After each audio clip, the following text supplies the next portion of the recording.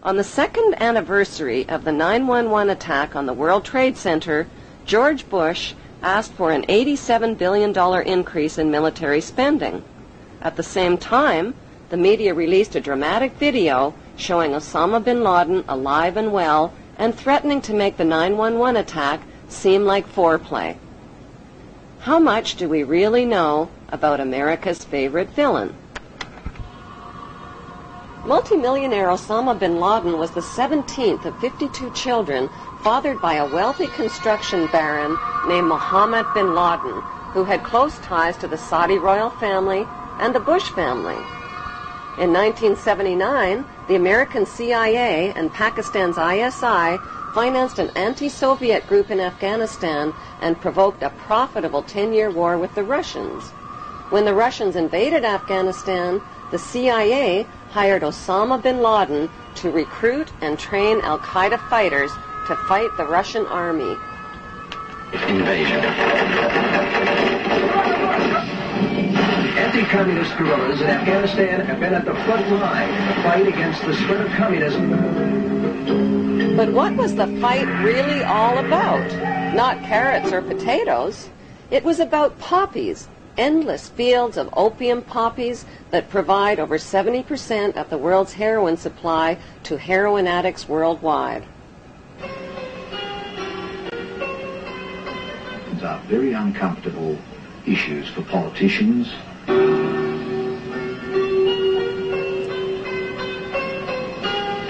It was a dramatic story, but the media failed to tell us the less heroic side of Afghanistan's freedom fighters. America's new friends had become hooked on the economics of the poppy. During the war, many of the mujahideen radically increased the production of opium, the raw ingredient of heroin. The international drug trade began in 1606 when Queen Elizabeth I built England's wealth by trafficking illegal opium from India to China.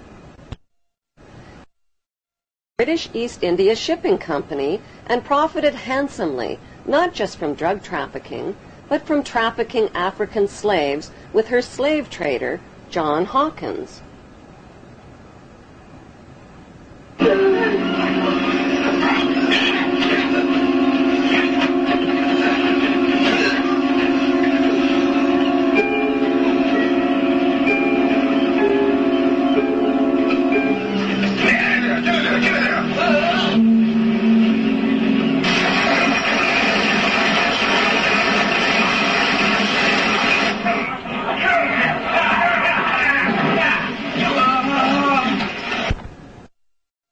First, knighted her slave trader with the noble title of Sir John Hawkins.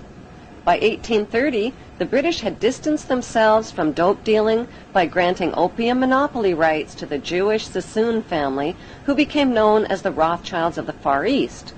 As an agent for the Crown, David Sassoon shared his dope profits with Queen Victoria. The British East India Company built a major factory to process the opium here at Gazipur. It's still a lucrative earner for the Indian government, which sells opiates to the world's pharmaceutical industry. When the Chinese banned opium and destroyed 600 chest loads of the addictive drug, Sassoon and the British retaliated. It was a financial disaster for the British. With huge profits at stake, they retaliated with the Opium Wars of 1843 and 1858. The forces of the market were to defeat China's moral prohibition. Sassoon and the British forced drug addiction onto an entire nation, stole the island of Hong Kong, and made Hong Kong the capital of the British international drug trade. In 1872, Queen Victoria knighted David Sassoon's son, Albert Sassoon, who spread the illegal opium trade throughout China and Japan. In 1887, Sir Albert Sassoon married Aline Carolyn Rothschild and joined the pirated fortunes of the Sassoon drug cartel with the Rothschild money cartel. Today, it's business as usual for the descendants of the Sassoon and Rothschild families, who socialized with Queen Elizabeth II and Prince Charles as elite members of Britain's inner power circle. Many have been granted royal titles, like Sir, Countess, Baron, and Marquis, but their many victims aren't fooled by the crowns, the titles, and the tuxedos. They have very different titles for them. Titles like liars, thieves, dope dealers, and mass murderers for the crown.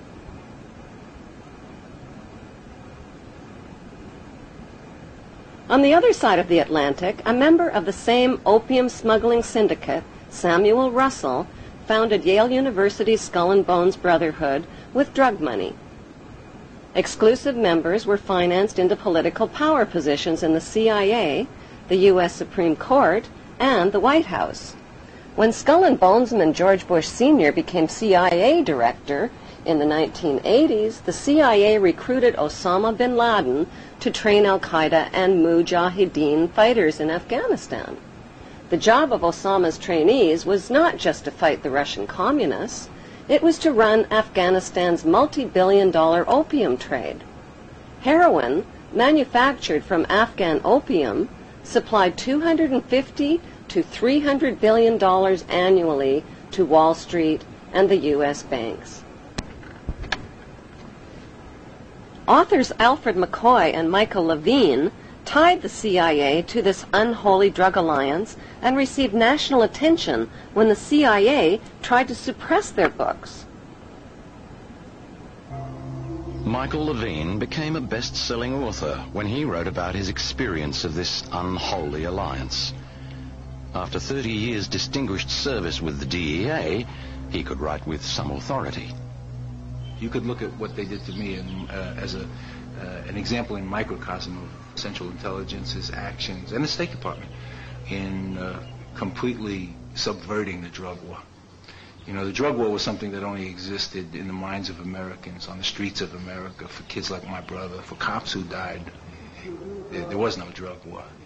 The biggest drug dealers in the world were given a license to sell drugs to Americans to support themselves.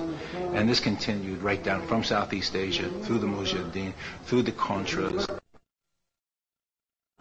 But how was the heroin smuggled into the United States? One of America's most gruesome secrets is that during the Vietnam War, heroin was smuggled into the United States by hiding it inside the body bags of dead American soldiers.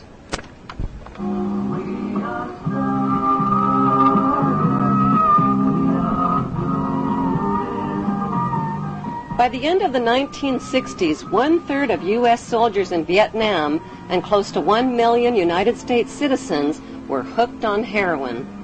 Drugs like LSD, mescaline, marijuana, and hashish also swamped the streets and college campuses of America.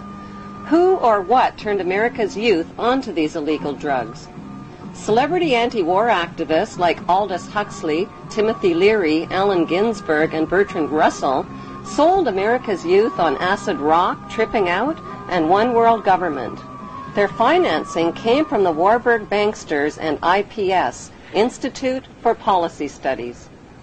Over 100 million doses of LSD that hit the streets of America were purchased by Timothy Leary and Alan Dulles through S.G. Warburg's Sandoz AB Pharmaceutical Company in Switzerland. Free sample-size packages of acid were handed out not only on college campuses, but at rock concerts, where musicians persuaded millions of fans to get high.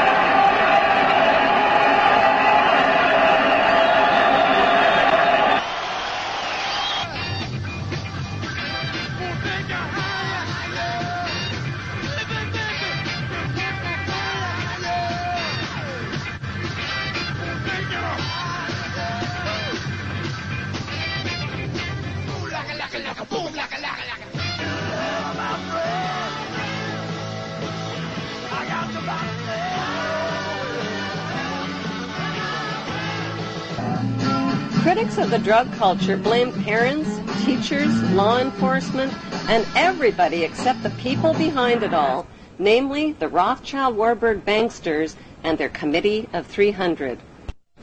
According to Dr. John Coleman, who wrote the story of the Committee of 300, The Beatles rock group were brought to America by the Tavistock Institute. Tavistock launched the drug culture revolution in America to popularize and normalize social drug use. Through their record companies and advertising monopolies, the banksters have packaged and financed their celebrity salesmen to anesthetize, addict, and enslave billions of people worldwide with dependencies on both prescription and non-prescription, legal and illegal drugs. Those drugs range from alcohol, nicotine, and caffeine to Prozac, crack cocaine, and heroin. Like the phony war on terrorism, the phony war on drugs is a cat-and-mouse game being fought with one hand and fed with the other. The peace symbol adopted by the drug flower children of the 60s